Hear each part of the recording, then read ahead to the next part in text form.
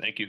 Good morning, everyone. Thank you for taking some time this morning to participate in this webinar with regard to the opening of the Ashland Public Schools for the fall of 2020. I just want to give you an outline right now of the webinar itself and how we'll approach this morning, where we can give opportunities for you as well as participants to ask some questions and move from there. Here's how the framework this morning will go. I'm going to share a poll with you in a moment. And when I do, it's just asking are you representing from a community member or specific schools in terms of where you are as parents. We're just collecting this data to see who we're reaching, who we're engaging within the by WACA-TV. It's on Facebook Live, and we will continue to share these videos out. This is the third one I've done in the last 3 days, and information hopefully is pretty consistent, but some new questions pop up here that may have not occurred in the first session on the other night. So we'll do our best to get that questions answered, and we will continue to have some of these forums throughout the next few weeks, but months, as we move deeper and deeper into the rolling out of the fall. There's also a Q&A section. If you put in a question, it'll automatically go to here, and I want to thank Claudia Bennett, who helps monitor this for me. If we've already answered something, she might just move the question over into the answered section. If you find a question has been posed by a member, an attendee, then please, you have an opportunity to hit a like button, and the more likes, it moves that question up to the top. So it becomes a more pressing question that people do want answered.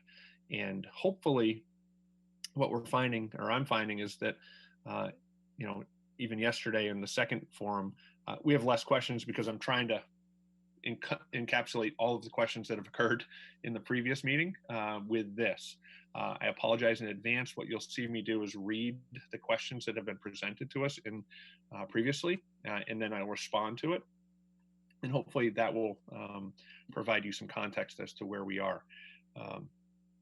If you want to just give me a thumbs up that you understand the Q&A part and the poll, that would be great. And then we can go ahead and move forward with that. Okay, looks like, or hands up, I should say. Yeah, great, thank you. I will get, if you post the questions, just so you know, I'm not going to necessarily get to those right away. That'll be at the end. So please keep them posted. And that's what Ms. Bennett will be doing in terms of tracking those things. So thank you very much. So let me get started then. I'm going to launch the poll. Take it when you feel comfortable. I'm just going to move it aside.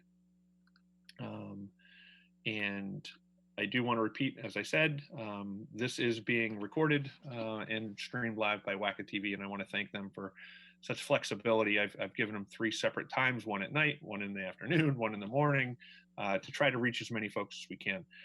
I want to start by saying thank you. Thank you to the parents, the students, and our educators. No one could anticipate March 12th coming and everything basically coming to a halt from an educational process, and the reliance upon our families and our teachers and our parents to be educators at home. We know our kids need to be in school. Our teachers want our kids in school. I want our kids in school. Parents need them in school so we can get back to work. That is the driving force. We want students in physical buildings with us. Remote learning has been hard. It's been hard for parents. So thank you for the work you've done. It's been hard for teachers. I'm in a house of 4 different school districts. Ashland, my wife is a teacher. My 2 boys go to different schools, and it's a challenge. I know how hard it is trying to keep my own kids. Just because I'm an educator and my wife's an educator, it doesn't work as easily as we'd want it to with our own children, to ensure that they've got a schedule. There are 4 different models in our house of how districts are doing remote learning, and it's certainly a challenge for all of us. So I recognize that. I can empathize with it. As an educator, I know my wife, who's a Spanish teacher and has worked hard in the classroom, is working even harder trying to figure out how to reach all kids remotely, and it's a challenge. So thank you to the parents for struggling through it with us. It's not perfect. We know that. We will continue to make it better. So here's where we are today. And March 12th came. COVID-19 impacted all of us economically, socially, physically, emotionally, as well as in our school systems. And we've relied upon guidance from the Department of Education, as well as the governor's office, and how we approach schooling through this initial period of time. Really about 63 days is what it'll be in terms of schooling. And as you know, there were iterations of and pivot points that the Commissioner of Education had us think about throughout the 63 days. And the last piece was his phase 3, where we could push a little bit harder at the high school level and the middle school level with standards. And he was focused, and has been rightfully focused, on looking at this initially from a social and emotional standpoint, and making sure that we were caring for our families and our kids during this pandemic. And his initial thoughts, and I'm speaking from the commissioner's standpoint and how it flowed into our plan in Ashland, was that I know lots of families wanted more and more in-person, like Zoom conversations or teaching with our children. The commissioner was pretty adamant from the beginning of time, saying he prefers asynchronous learning during this time period, which would be taping something, because he was quite concerned that in all of our communities are different, and how are we ensuring that all students have access, equitable access to Chromebooks or laptops or internet. And in so doing, he felt as though also taping lessons or providing links to lessons would allow for those families that have students who have to care for their siblings because their parents are essential workers and they just don't have the time to sit down from 8 to noon or 8 to 2 like a normal school day. Or our teachers who are also have kids at home and trying to figure out their schedules along with teaching classes, et cetera. There was no consistency, if you will, from district to district. There was this constant comparison of, hey, what's Ashland doing? What's Bellingham doing? What's Holliston doing? And Hopkinton and Dover Sherburne and Franklin and Framingham, so on and so forth. I'll talk a little bit about that later on with the next phase that the commissioner is looking at. But all of those things made a really challenging environment for each of us. I give our teachers a lot of credit for moving as swiftly as they did. Secondly, many of them had to learn technology that they've never used before in order to continue to teach. And initially it was, we're not going to create teaching new material. That was the coming out of the state saying, this is not what we're going to do. We can't do that. We can't trust the fact that everyone has the access. So that being said, it's been a challenge for us. We know moving forward that no matter what, if we have a remote learning component in the future, that it needs to be more robust. It needs to be more academically challenging for many of our students. But that comes along with us making sure that our staff has the appropriate professional development, that they understand how to run lessons through, platforms such as Zoom or Google Meets and Google Classroom. We've also learned that we need to be better at finding and identifying one platform, not 4 or 5 different mediums to work with our kids. And we have access to the Google platform through our Google educational contracts. And we will be spending a lot of time this summer providing opportunities for our teachers to become more proficient at using these tools. And hopefully by the end of the summer, we'll have a lot of teachers that are really much more comfortable should we have to use remote learning again. So that's where we are. And then it moves into the next phase, right? We're really focused and hyper-focused on the fall and what does the fall look like. I created a task force about a month ago, and some people have asked who's on the task force, and we didn't read anything about it. And I sort of, in my weekly emails, I've talked about it, but what we did was and it was on purpose on my end. I took the educators, administrators, um, parents who were selected by the community to be on site council, so they're part of this process. Public health employees, nurses, counseling staff, nutrition services, extended day programs, the Ashland Police Department, Fire Department, Board of Health. About 40 members have come together to think about the categories that the commissioner has asked us to consider when he puts out his plan in a few weeks. So what we've been doing is reviewing other states' plans, asking the same questions that many of you may ask today, and then starting to develop a framework from a district-wide lens that we can take and provide to each school setting. So the high school obviously has different concerns because of the nature of the children there than Pitaway does, and or Warren and Mendez, et cetera, right? So, and the physical space is very different in each of those buildings.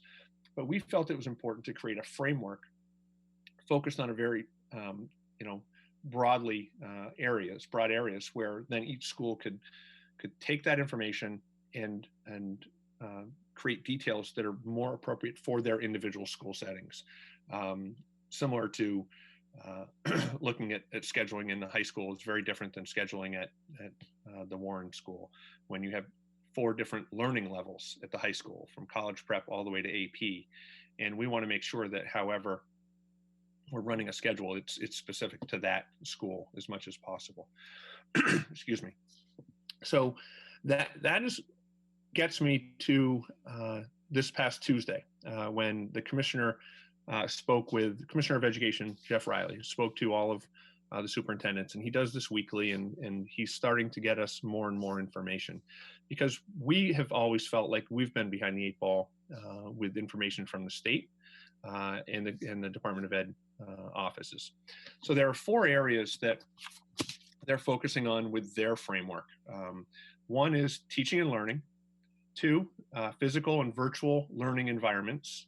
3, operations and business services. Operations and business services, think about transportation, think about custodial and cleaning, the disinfecting of properties, think about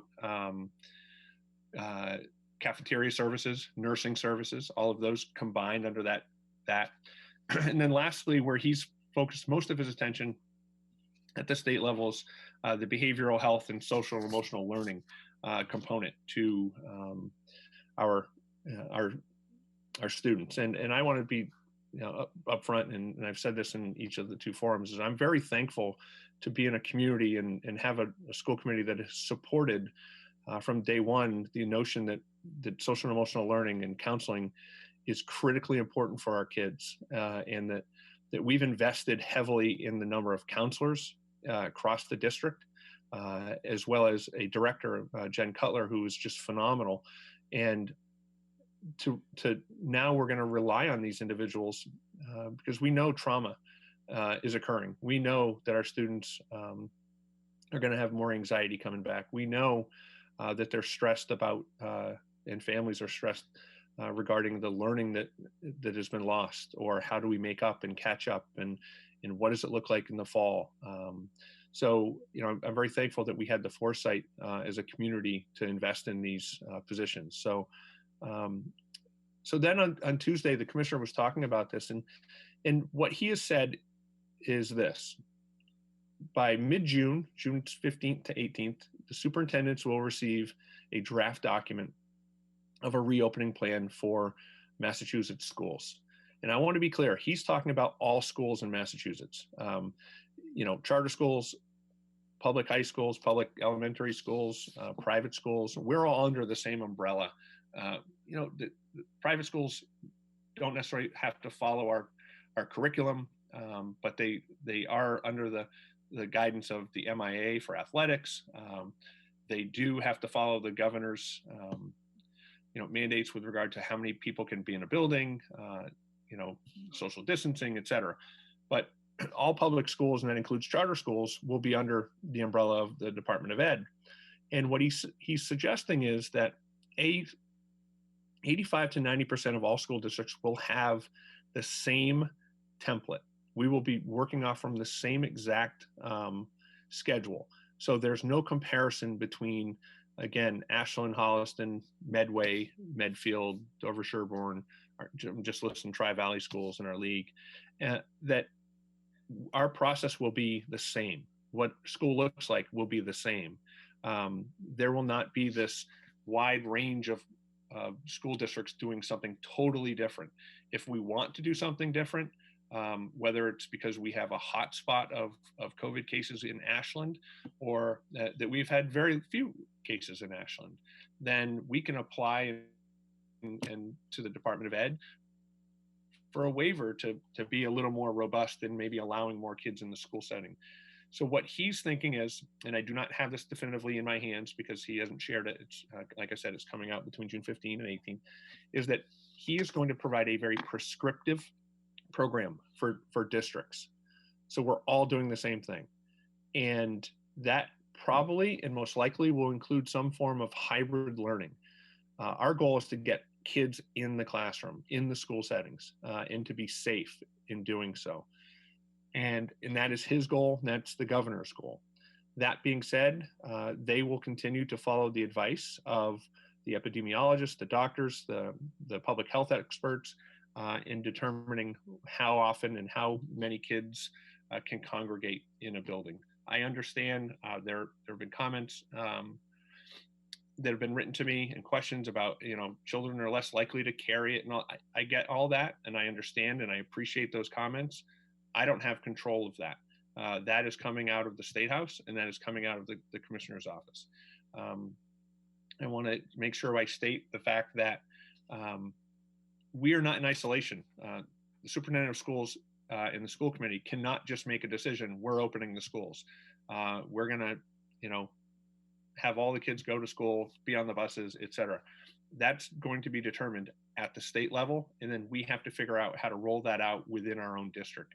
We may have some flexibility, certainly, but that being said, we don't work in isolation and we can't make those autonomous decisions. So I want to be clear. So he's looking at this as a process for hybrid, meaning potentially, and this is just an example. I don't want to be clear. I'm not sure this is where he's headed. I'm just going to give an example. Maybe half the students are in classes one week, while the other half is remote learning. Then the following week, that remote learning kids are in school, et cetera. So we're in the process of trying to determine how many kids can we really get in our classrooms where social distancing or physical distancing is adequate, and what does that look like? So we're having our maintenance and custodial staff currently going in and setting up rooms for me to review and take pictures of, to say, okay, this is what it could look like. You can get 12 or 15 in a typical class. So if class sizes are 25 or 30, that's half the kids. So we're going through that process now, and we will continue to work through that. For athletics, there have been a lot of questions, and the commissioner did discuss this. The MIAA is responsible for athletics in Massachusetts, not superintendents, not local school districts. So the MIA is working with the Commissioner's Office of Education to determine what is appropriate, and how can we safely have students participate in athletics. We all want sports to occur. We know how critically important they are for the social emotional well-being of our kids. There are natural social distancing sports like golf and cross country, but think about 150 or 120 football kids together in the locker room, on a field, on a bus, similar to 20, 25 kids for soccer. So those are all things that are being discussed at the state level, and then we'll roll down to us where we have to determine how we can implement if they allow us to do these things. And again, that goes back to my point. We can't just make these decisions. No school district in the state of Massachusetts can make that decision. It will be a decision made at the state level, and then we figure out how to implement or not implement based on their guidance. There will be a survey coming out in the next couple days, maybe early next week, asking families about whether or not they will be sending their kids back to school if we open up, Two, will you be using transportation if you anticipate using it if we open up? We recognize the fact that we have a vulnerable population of students who live with family members who are vulnerable and who have underlying conditions. Similarly, we have teachers who have the same concern. And we need to get an idea of what and how many of our educators are dealing with the situation in their home and how many families are hesitant to send their kids to school until a vaccine or some clearer guidelines from the CDC or state are sent our way. That being said, we're also cognizant of the fact that I stated at the beginning, I'm in 4 different districts. We might have teachers who are living in one community, kids go to a different school system and they teach in Ashland. This is part of the reason why the commissioner is really being thoughtful about having a consistent approach to all districts. So people can get back to work, there's a schedule, and he's certainly not blind to the fact that we are as public schools not only responsible for education of our students and preparing them for their next step in the world, but we're also an avenue for parents to be able to work, because there's that 7-hour window a day, 8-hour window a day, and even longer with athletics that folks can be out of the house and actually do their job. So no one's blind to that fact. They're all intertwined. That's what makes it so complex. Scheduling is complex with students who are in different school settings from families. One at the high school, one at the Warren School, for instance. Should they be on the same schedule? Do we break up? If we go half and half, do we break up by the alphabet or by grade? Those are all things that we are going to try to minimize the impact on families as best we can. We recognize as well that many families, and we've got to be thoughtful of how we approach it, rely on the older sibling to watch the younger sibling. So mom and dad or a caregiver can actually work. We get that. So this is why the process, I want to be clear, is going to take us a while. We will develop the framework. We're waiting for the framework from the State House, from the State Commissioner's Office. That being said, my goal to this community is that by mid-July, we have a framework that we can share with you all. So you need to know sooner rather than later. My staff needs to know sooner rather than later.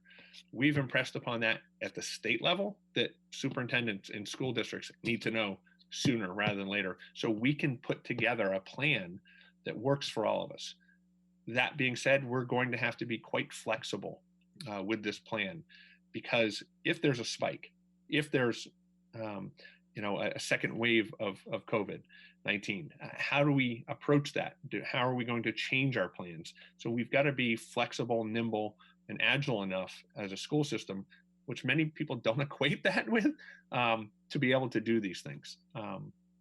So that's one piece. And the other piece of his plan is we're talking about substantially separate classrooms. So for our unique learners, which are typically very small classrooms to begin with, I believe that we need to have those students in classes every day and not on a remote learning schedule. And we've got to figure out how to do that.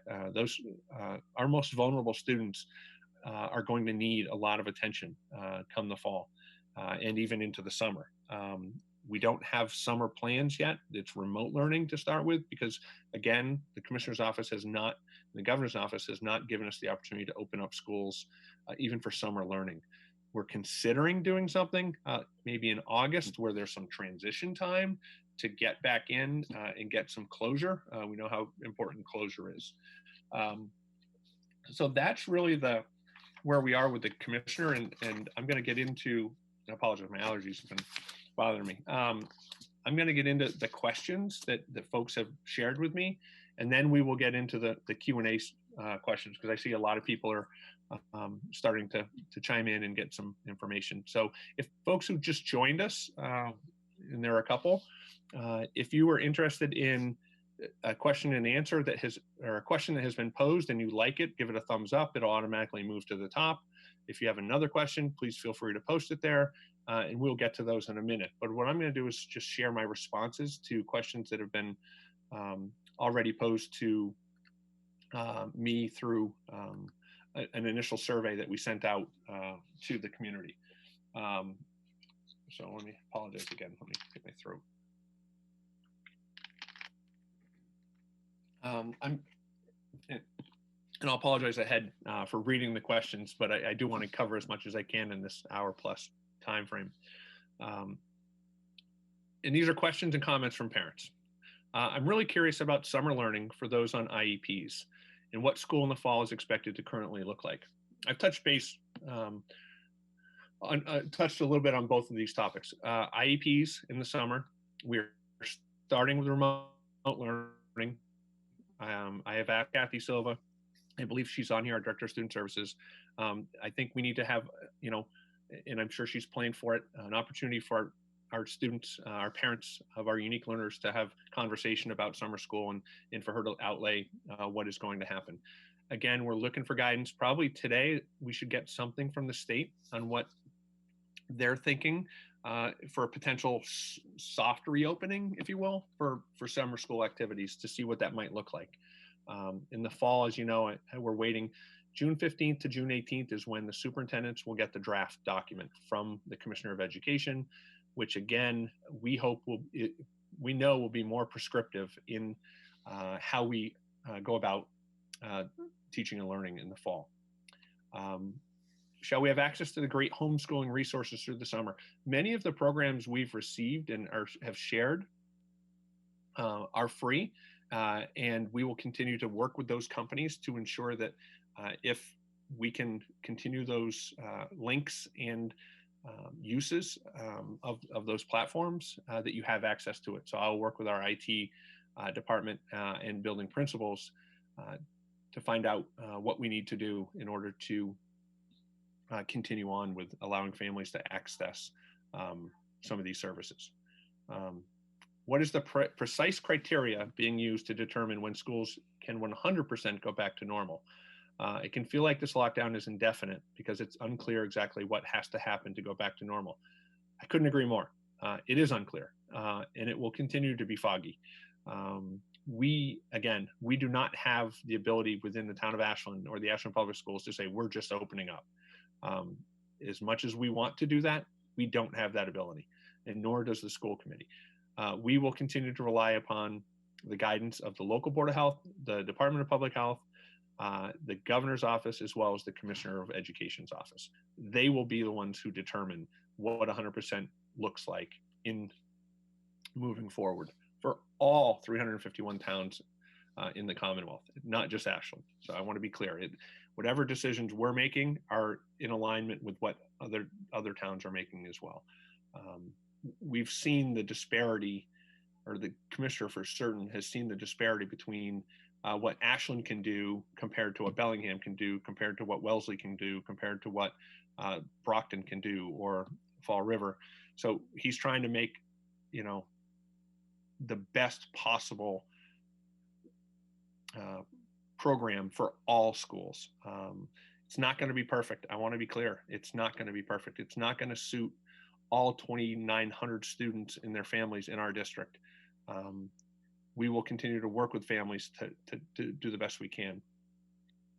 If you do not anticipate a return to the traditional school day, schools physically, how can APS incorporate more face-to-face time with teachers and students? The current model leaves most of the structure of the day up to families, which is a significant challenge. I couldn't agree more.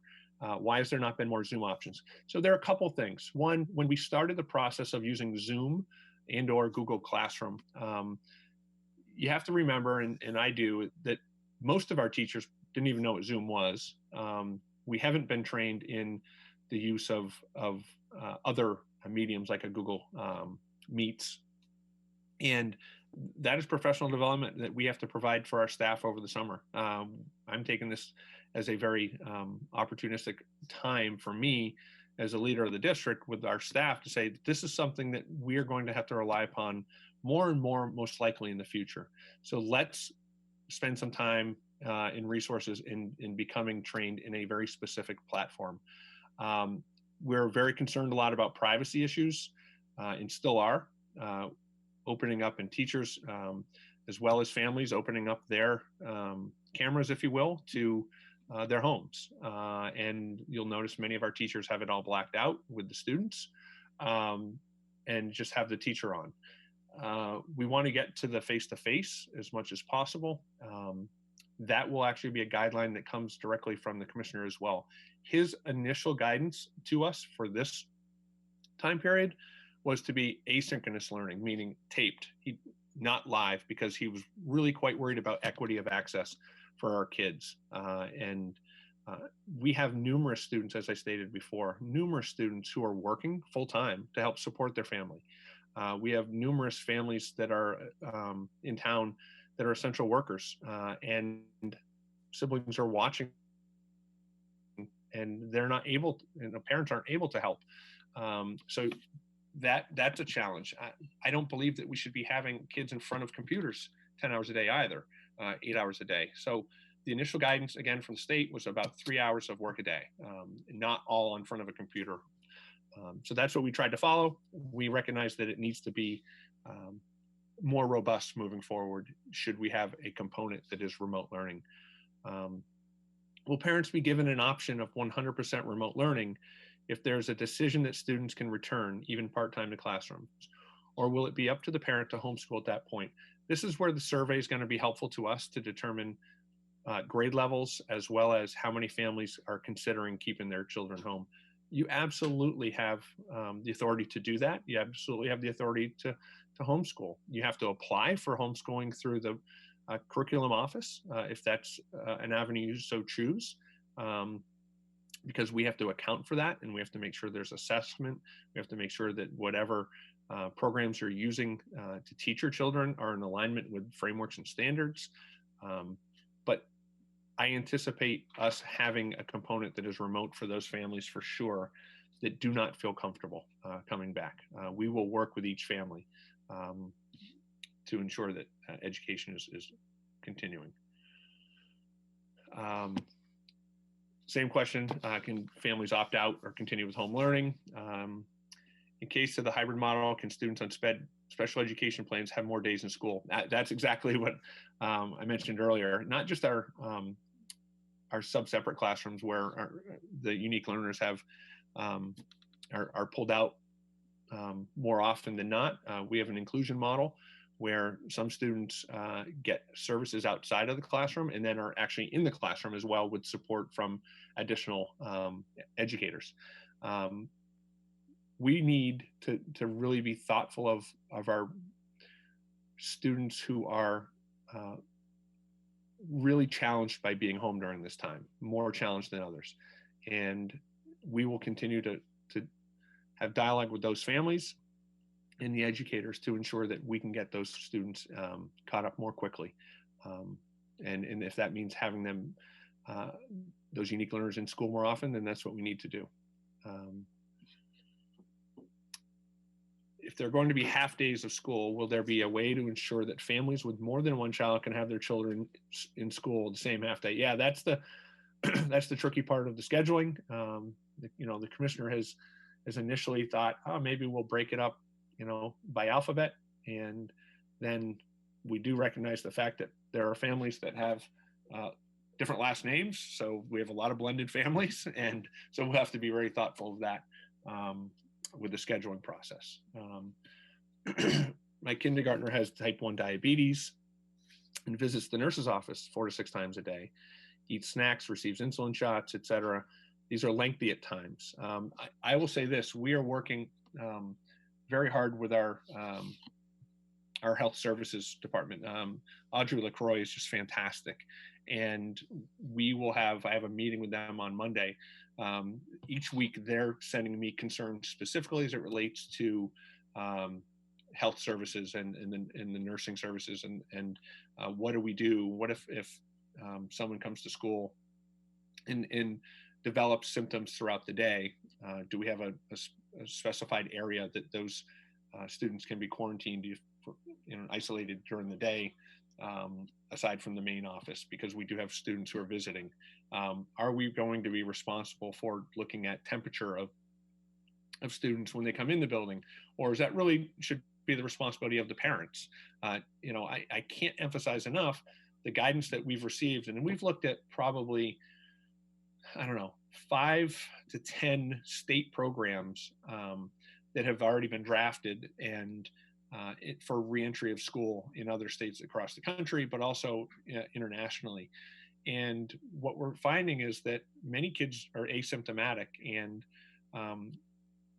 it's a challenge to assume that just taking the temperature is a cure-all or a magic wand to say you're admitted into the school. We believe that families need to be taking the precaution at home.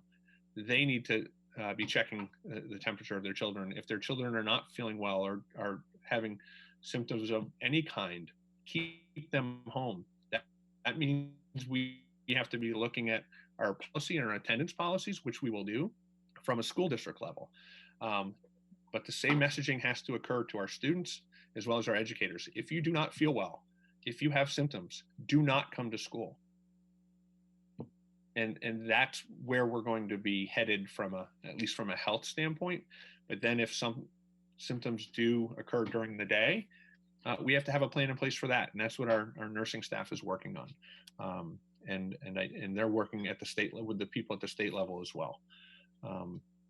Our son will be a senior. We're very concerned about college readiness. If there's a hybrid model, will they be ready for college? Will grades resume or continue to be pass-fail? We will not continue with the pass-fail, no credit model come the fall. There will be grades, there will be assessments.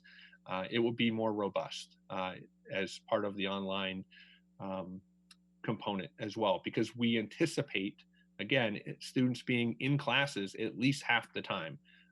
That's our initial read from the commissioner's directives. If someone in the school community tests positive for coronavirus, what will the next required steps be for the schools? That, again, is being discussed at the state level, but also at the local Board of Health level. We will take guidance from the Board of Health, Department of Public Health, as well as the state. There are numerous articles being written around the world. I just read one last night on NPR with regard to Israel and how they opened up their schools. And they are now in South Korea as well. They had some outbreaks, and because there were students who were asymptomatic but carried it into the system, into the school system, and infected folks, teachers, as well as other kids. And that being said, do you shut down the school for 14 days? What's the process? That will be part of our plan in conjunction with the Board of Health and the Department of Public Health. So those are being highly considered for sure.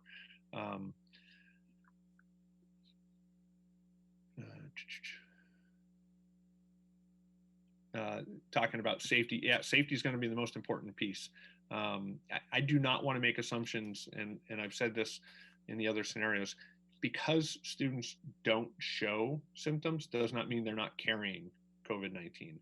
And it doesn't mean that they're not able to transmit COVID-19. I am not an epidemiologist. I am not a doctor. I will only follow the advice of those individuals, no matter what I read or what people send me.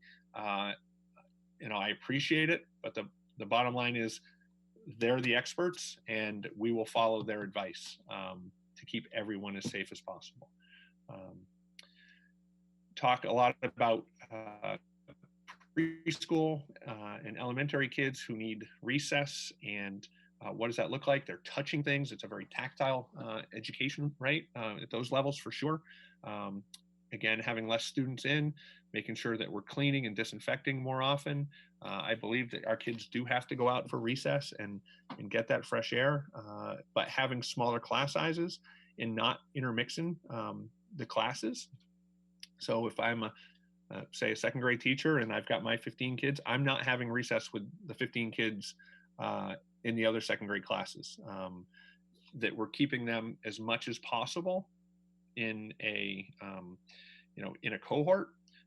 Yeah, I recognize the fact that you as families are going to make some decisions outside of the school setting where, hey, they're going to play sports together. They're going to for lack of a better term, cross-contaminate, right?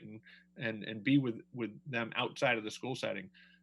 Our job, I think, as public educators, and my job as the leader of the Ashland Public Schools, is to try to minimize any of that risk within our own setting that we can control. I can't control how often youth baseball has practice or things of that nature. Those are decisions that families have to make, and that's outside of the purview of the school committee as well as the superintendent of schools. How much will be decided now versus waiting or being flexible? We are doing the best we can to get as much information out as quickly as possible to our community. This is why I'm having these webinars, and I will continue to have these webinars. As more information comes available to us, I want to share it with you. As I stated, my goal, and it's a goal, it's not necessarily will come to fruition, but I hope it does. But by mid-July, we have that plan in place that we can share. We have to wait on the guidance from the commissioner's office, which is mid-June. I will say we have to be flexible. If an outbreak occurs in the state and in Ashland in August, we have to revisit our plan. We can't just make the assumption. If we get more guidance on transportation, what does transportation look like for our kids?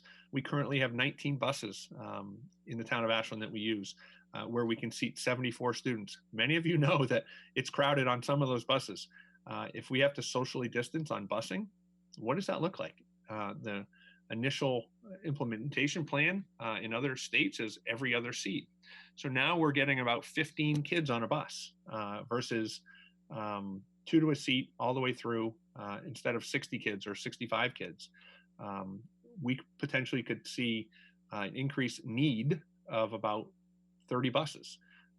There are not enough bus drivers, one. There are not enough buses, two, to be able to accommodate all of the Commonwealth with transportation needs. And there's not enough funding. We spend about $80,000 a bus, just to give you a perspective. So if you add 40 buses, that's $3.2 million. So we've got to be thoughtful of how we do that.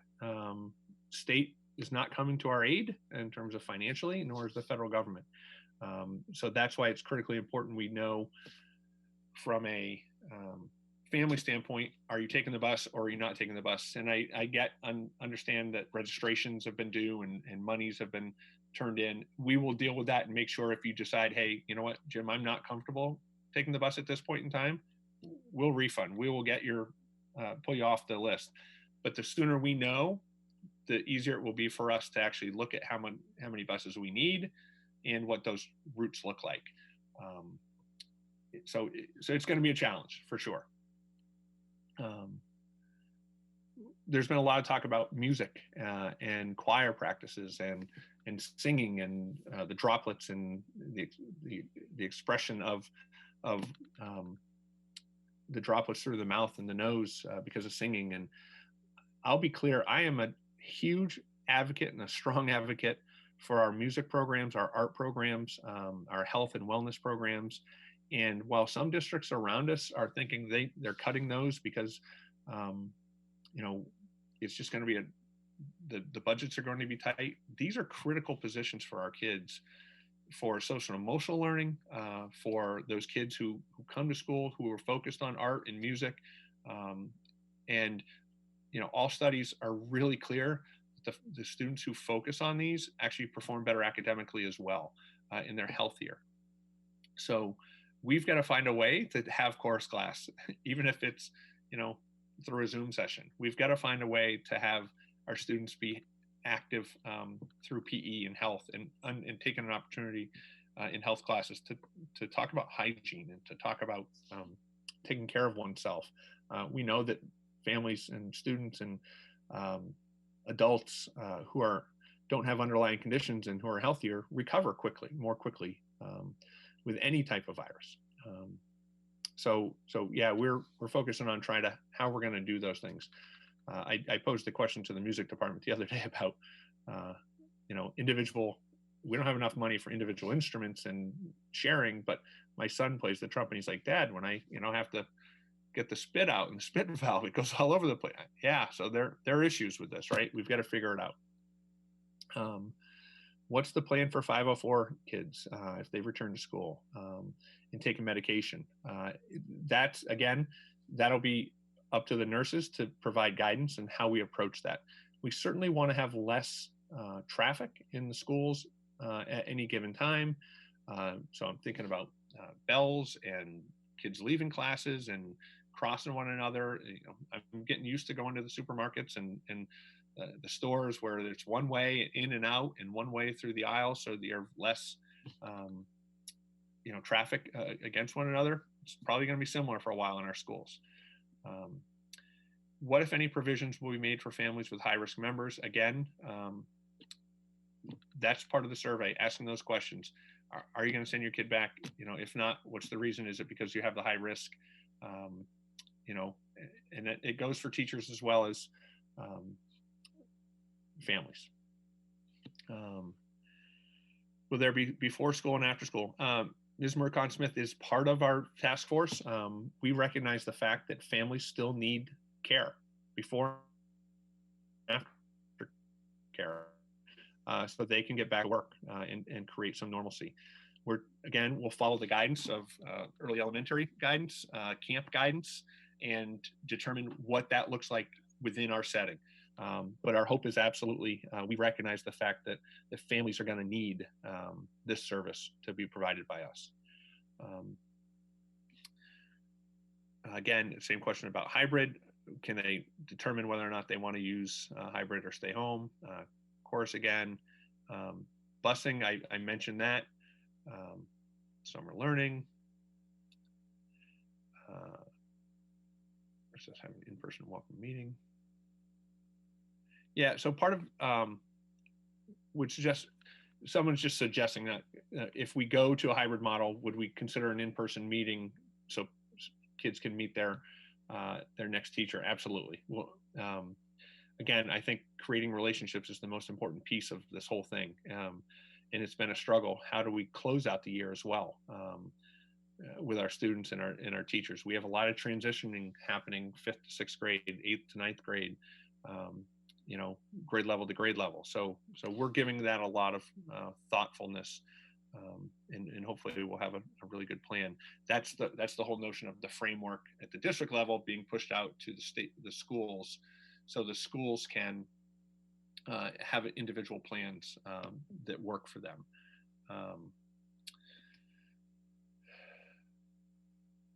School is critical to child social. Yes, I talked about social and mental well-being. Jen Cutler has a plan in place that she'll be sharing with the community as well. What will school sports look like to AHS? I mentioned that we will be directed through the MIAA, and they are working with the state Office of Commissioner of Education to determine what sports could look like in the fall and the winter, for that matter. So that is not something we have control over, and nor does any other school district in the Commonwealth. We will wait and see. We have input, and we want some normalcy. We want our kids back out there playing sports, but we need to do it in a safe manner, and that's how the MIA is looking at it. We're all waiting for a vaccine. However, effective treatment options are more likely to be found sooner. In lieu of vaccine, how impactful would effective treatment be on returning things back to normal? Again, I will leave that up to the healthcare professionals and the recommendations that come directly from the state, because it's not my expertise for sure. But vaccines, there seems to be a lot of hope out there. But as I've said to a lot of our staff, hope is not a strategy. We've got to figure something out without just having hope. So, okay, I'm going to go through now. Those are the questions that were posed in a survey that was sent out a week ago. So let me go through these specific related to our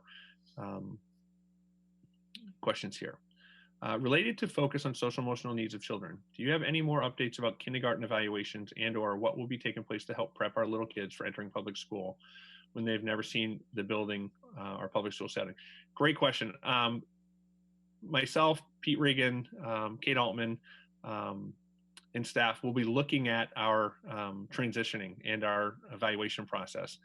I don't know what it's going to look like yet, to be honest, but that answer will be coming out, I hope, within the next 2 weeks, to ensure that we have people appropriately placed. There are some have asked, why haven't we placed kids in next year's classes yet? I'll tell you, I was at the Mendez the other day with Ms. Bennett and Dr. Kyra, and we were looking at it, and they're ready, but what we don't want to do is distribute all of the kids and the plans to families when we know in 2 weeks we're getting guidance from the Commissioner of Education, and that could really flip up and change everything that we're thinking about within the actual schedules of a building. So we're just trying to be patient with that. And I ask that you'd be the same. I know it's a tough time to do that and ask you to do that.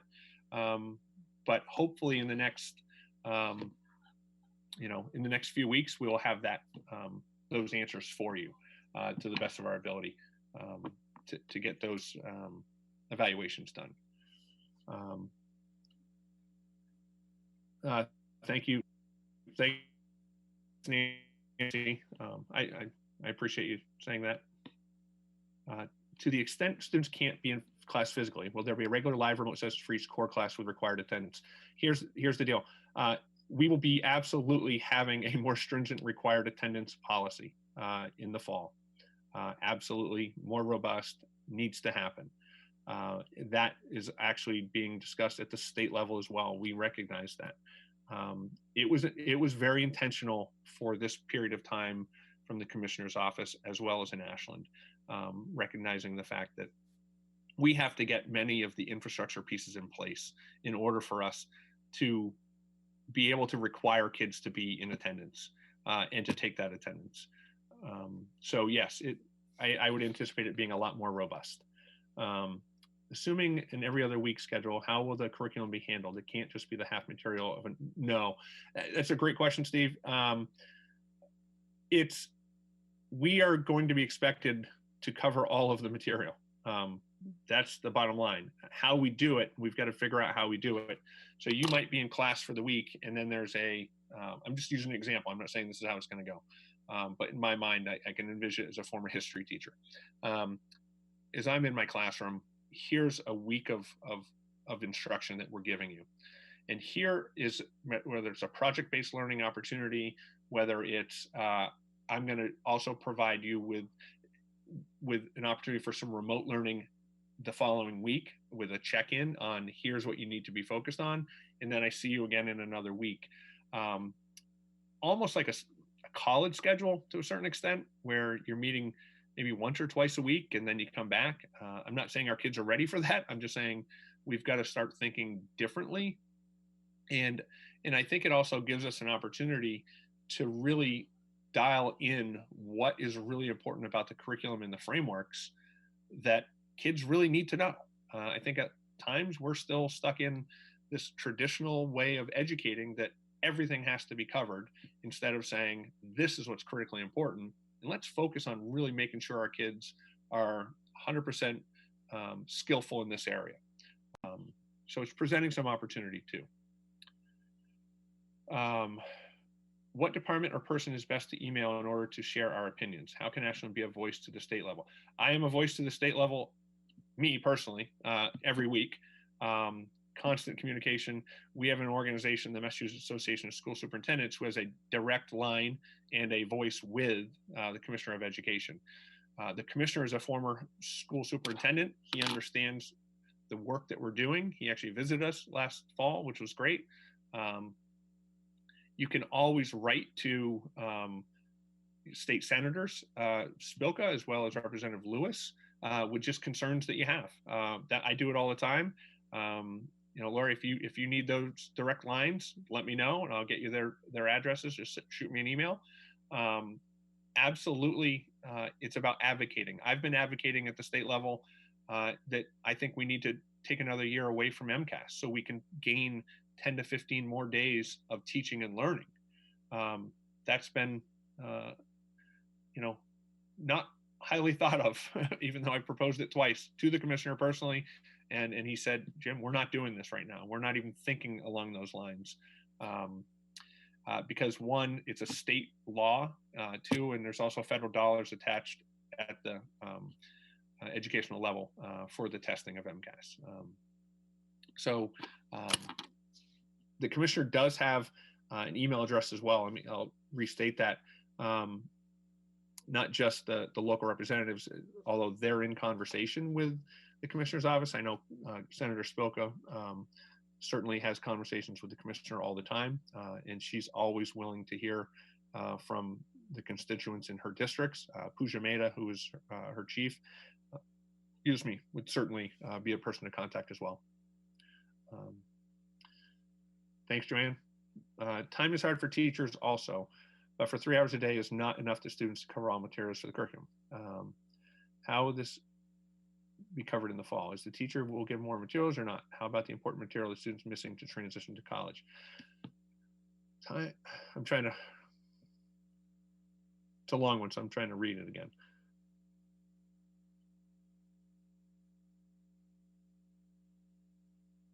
Correct. The 3 hours a day in the spring absolutely is not enough time to cover all materials that we need. I would say the hybrid model certainly will be, again, you're 6 hours a day, 6.25 hours a day in the classes, because the teacher will give more materials. Yeah, I anticipate there's going to be a lot more material given to students, and making sure, again, we want to make sure when students leave our system, they are prepared. I can tell you that we've had conversations with universities and colleges, and our counseling staff has as well, that they understand that every child who is in public education right now across the country, they are going to have gaps going into this year. So our current seniors, who are going to be freshmen next year, they are going to have gaps. The juniors who are going to be seniors, those gaps will exist. We believe we'll be closing the gaps from freshman, sophomore, eighth grade, all those areas. We have a lot more time to close the gaps. That next year senior class and the senior class that's moving on to college makes it really difficult. But the colleges and universities know that, and this is part of the reason why we're actually moving back to the grading as well. The commissioner has been thoughtful about that, is the transcripts, what it looks like, but the colleges and universities are 100% understanding and on board with us right now, that they understand there will be gaps that exist for students leaving high school after 3.5 years, which is what we've got this year, 3 2/3 years. Possibility for current 8th graders to have a DC trip makeup in person. Susan, I've been posed that question a few times. Right now, to be honest, we're not quite sure if that's viable or feasible with regard to being freshmen. We don't even know if our 8th grade next year, again, I'm speculating, we're a long ways away from having any field trips at this point in time out of the state and or even in state. The recommendations are that we have 0 field trips and 0 volunteers in our schools, outside volunteers, to limit any exposure or risk. It is something that has been discussed and will continue to be discussed. When you get into the high school, clearly there are some different challenges that exist with regard to taking a week out of school for the DC trip. It's unfortunate, it's sad that we can't do it right now, but we will continue to assess it. I don't think it's a bad thing to still have, in the parking lot, if you will, that we continue to reassess. Will we receive report cards? I don't know what level we're receiving report cards on, and or have guidance from teachers on what pieces of the spring curriculum we may have. So here's how we're going to approach this. A letter will be coming out, K through 5 for sure, that describes to families. So you will not have that traditional report card. We don't believe we can actually accurately assess all kids in the frameworks, because the commissioner did not, was not requiring districts to follow all of the frameworks all the way through for lots of good reasons. We will have a letter going home, K through 5 for sure, that talks about what was covered, what should have been covered, and some gaps that will probably exist. And at the high school and middle school, they will receive their traditional report card because it talks about credit, no credit, and more work was actually assigned at those levels. So it'll be a combination of things, to answer your question. But you can expect something for sure. If kids do go back to school, will they be required to wear a mask? Again, right now, the recommendation is yes. Masks will be required of all students. Again, that's coming from the commissioner's office. That being said, we know there are some challenges with that, especially with younger students, keeping the mask and touching their face and all of those things. So we will continue to monitor that. But the quick answer is yes, that's been the recommendation. Nancy, yeah, I brought that up early. We have to go to a consistent platform for all teachers, all subjects, and most likely Google Classroom because it's free. But I will also comment on this. Coming out of the commissioner's office, they are looking at a platform for the entire Commonwealth that is consistent for all districts, again, to be able to utilize with their framework, so we know exactly, the frameworks that need to be taught using a specific platform. So stay tuned for that. I don't know what that's going to look like, but short answer for you again, absolutely. We need to do that. I've learned a lot about it, that we have failed at times by having so many of the platforms, and parents, again, I've got 3 different ones in my own house, trying to monitor, okay, do I go to this Aspen versus Google Classroom versus this to help my own kids out? It's a nightmare. Most communities will experience budget cuts. What might be the impact of the Ashland Public Schools? Wonderful question. Last week at the school committee meeting, we've recognized in town, I'll back up. We've been very fortunate in the town of Ashland to have foresight by our school committee, finance committee, and select board in the past 6-7 years, where we've created policies that have been enacted to provide the resources we need to do our job, but also to put funds away in stabilization fund and accounts, or what we would consider a rainy day account.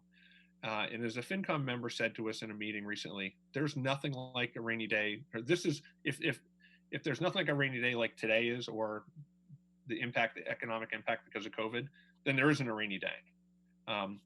We've been asked as a community, as we've reviewed the finances because of the state level budget and concerns, of about a $2.4 million decrease in the budgets that were passed by school committee as well as the select board before March.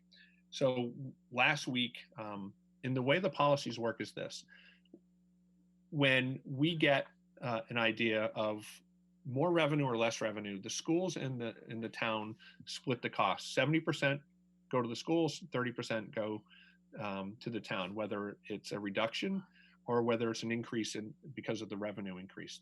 So that $2.4 million, the anticipation is at the town level, we will use about $1.4 million out of the stabilization fund. So that left $1 million deficit that we're anticipating for the FY21 year for a town. So that meant we were about $700,000 is what we had to cut from the school budget. So last week at the school committee, my proposal to the school committee was that no employee, pre-K through 12, all educators, staff, et cetera, that each of us has a 0% COLA, or cost of living increase. That's what's built into the contracts. Or if you want to, in the private sector, raises. So none of us will be taking those. I pulled off from the budget a number of positions that we were looking to hire that would support our unique learners. And we've had some other retirements since. So I feel comfortable that our budget for FY21 is in good shape. That being said, we will not know the state level budget until mid-July, end of July, which is really late. It's supposed to be done by June 30th, but because of COVID-19 and the economic impact, they're looking at how they can approach it. The state is concerned about loss of revenue, billions of dollars, but they've also done a good job of creating their stabilization fund where they can dip into that.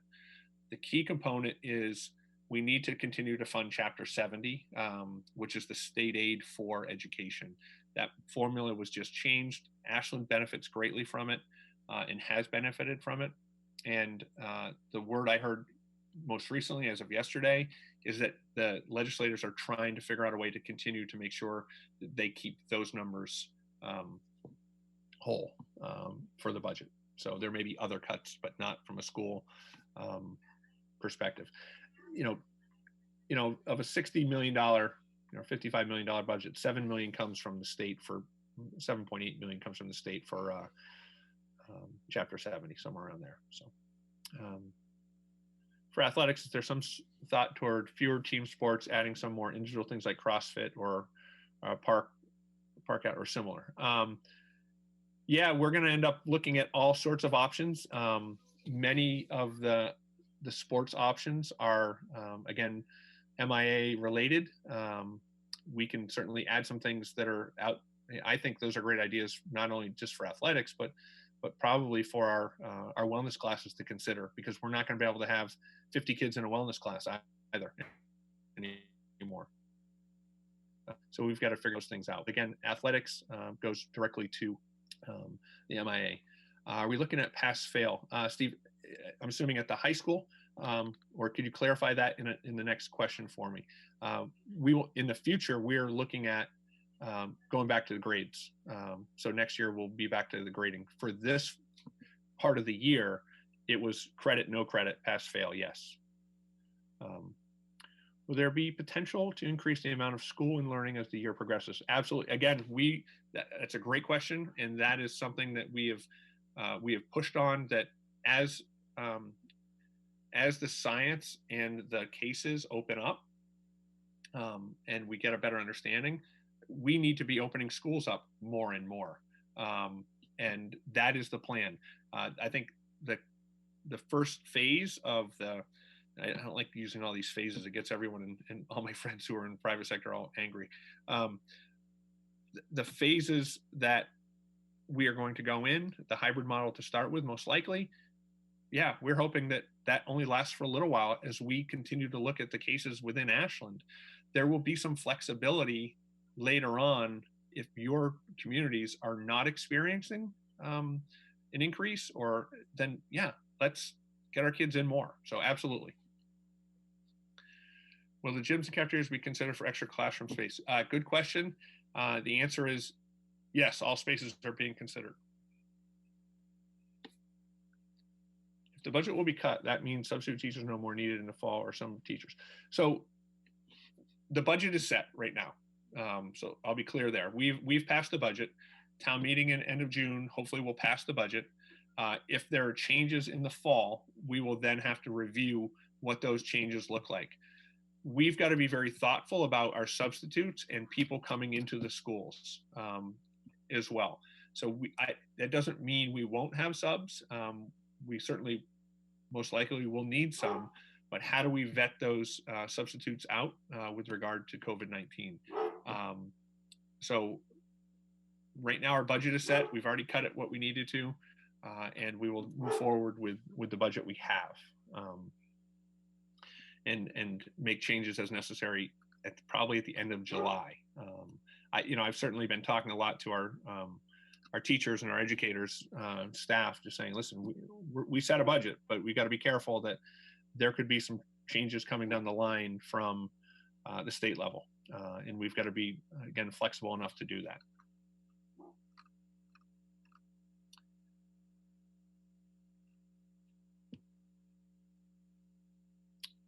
Any more thoughts or questions? I'm hoping that I've been able to answer some of the things that are on your mind.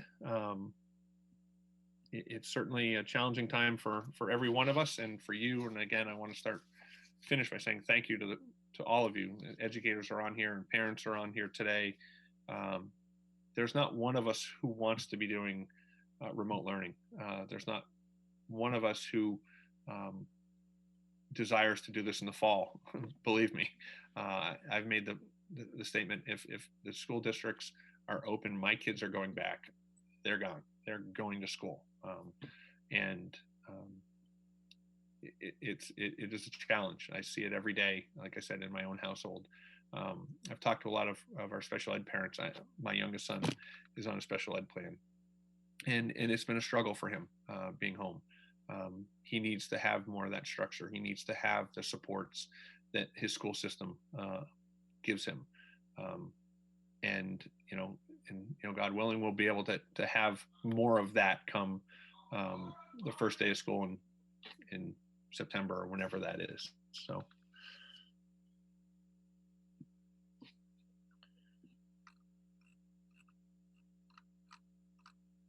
Did folks find this useful and would like me to do it again with more information as it comes along?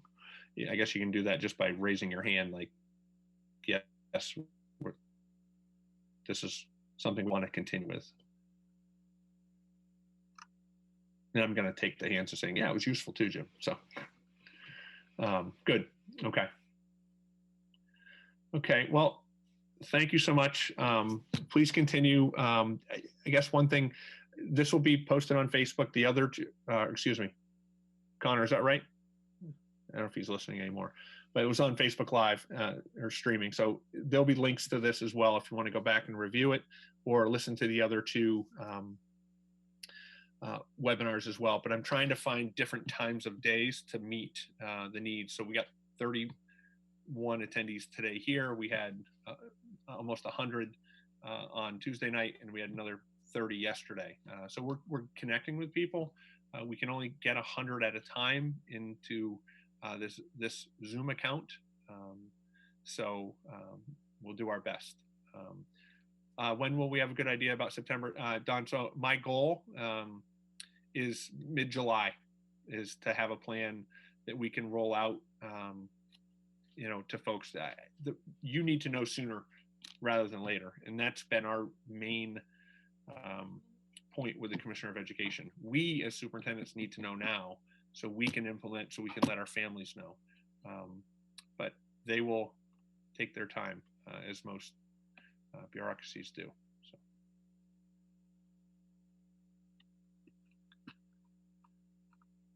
Okay, well, thank you so much. Have a great rest of the day. Oh, Connor. Yeah, they're all on YouTube right now. Okay, awesome. Beautiful. Thank you so much for saying that. Okay, well, thank you again, folks. Have a great rest of the day. We've got only a couple more weeks. June 18th is our final school day for this year. But stay safe, stay healthy, and we'll talk soon. Appreciate it.